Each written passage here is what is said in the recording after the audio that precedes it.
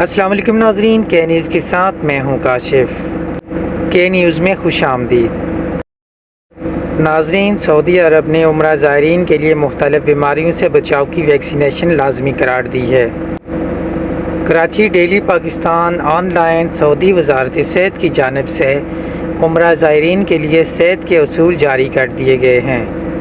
نجی T V Jio news نے سعودی civil aviation گاکا کو جاری کردہ نوٹیفیکیشن کے حوالے سے بتایا ہے کہ عمرہ زائرین کے لیے تمام ضروری ویکسینیشن اور احتیاطی تدابیر لازمی ہوں گی۔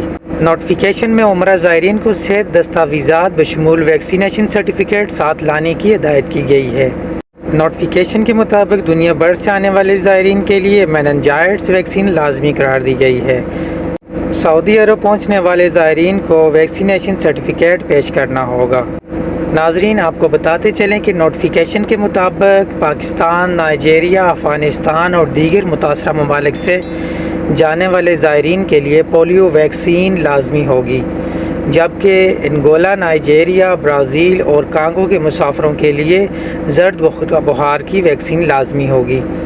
نوٹیفیکیشن میں کہا گیا ہے کہ عالمی ادارہ صحت کی سفارش پر کورونا اور موسمی فلو کی ویکسین لازمی ہوگی، جبکہ زائرین کو ٹیٹنس، خسرہ اور دیگر بیماریوں کی ویکسینیشن مکمل کروانے کی بھی ہدایت کی گئی ہے۔